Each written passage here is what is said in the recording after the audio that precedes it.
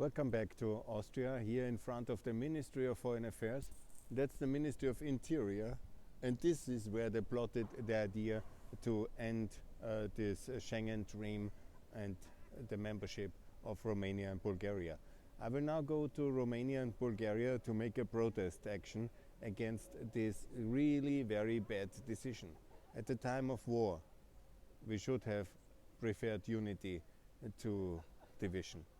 And that Austrian Ministry of Interior and the Foreign Ministry, and over there the Chancellor, the President, they have done that really very, very bad decision, is a kind of a symbolic act, that the Zeitenwende, the integration to the West, has really not happened in Austria.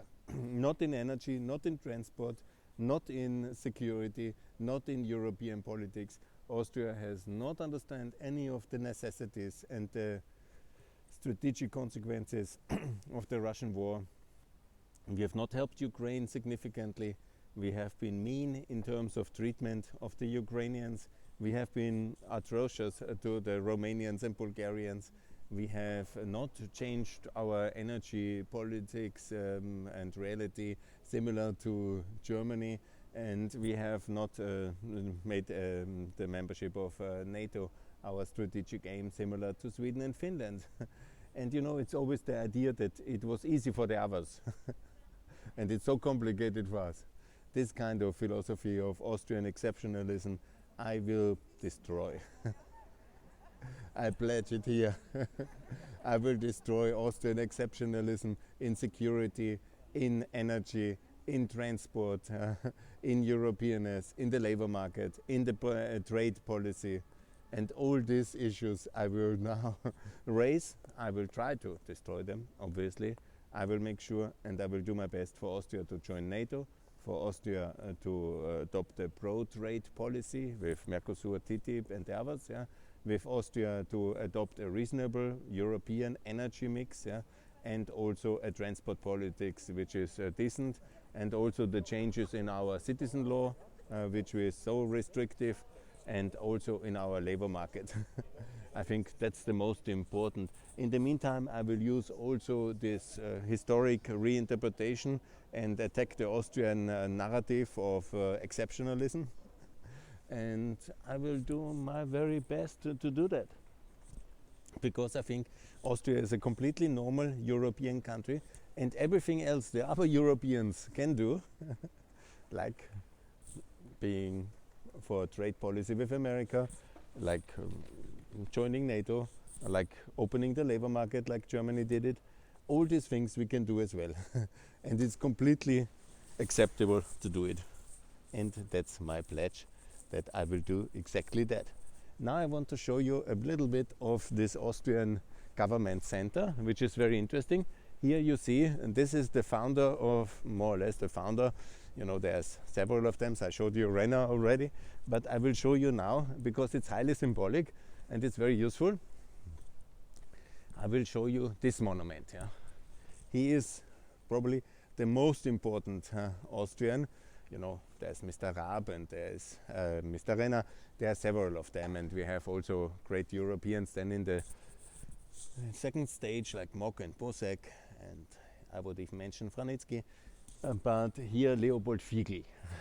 He's a very important man, you know. He was a key Austrian politician, has also led to independence, and he has removed the Soviet troops from Austria, and he has also, of course, negotiated the treaty for neutrality and for independence. At that time, you know, that was the way to do, because we were occupied by the Soviets. We had to get rid of them. But do you think he was pro-Soviet? Do you think he loved Russia so much to buy things from them? The Russians wanted oil from us at that time, 10 million tons and 150 million euros. So there is this gentleman, and he is actually, I want to show you, he was the Landis Hubman from Niederösterreich. That's really very important, because this Niederösterreich is around Vienna. It's our biggest federal state and our most important, and it is of course very meaningful, and very important. And he was there. Would he have rejected Romania in Schengen? I don't think so. and he was also a convinced European, and he was so close to America.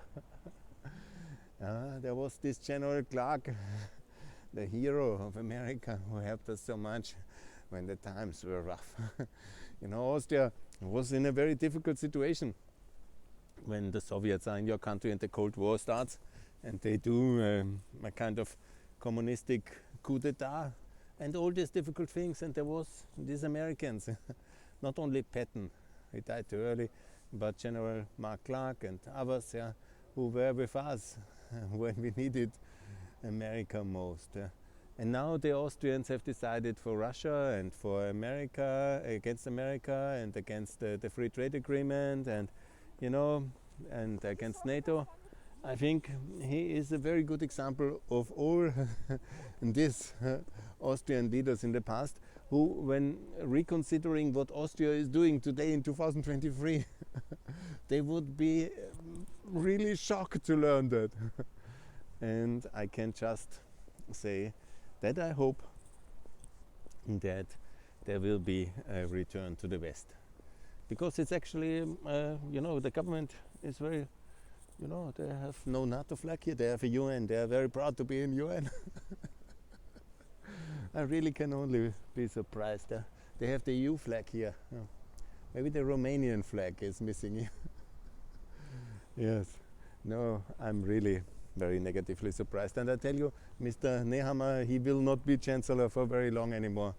I will do my very best because he has already been so excited in the television interview the last days.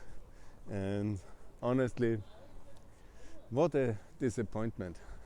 But again, I have this vindication of history that I told you so, that he didn't have the potential to do that job properly. And he has also no mandate, let's not forget that. And the whole situation is very unfortunate.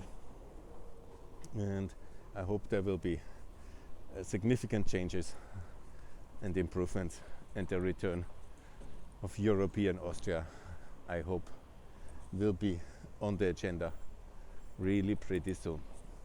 So far here from the center of the seat of Austrian power, it's very interesting. This is the presidential palace. This is where the Bruno Kreisky Gasse, and this is the chancellery, and I really like it. I will go now for another telecom meeting, also telcom, but I will work on the situation, and I will give you my best regards if I make it to Bulgaria and Romania for next week. Wish me luck. Thanks a lot, and for European Austria. Bye.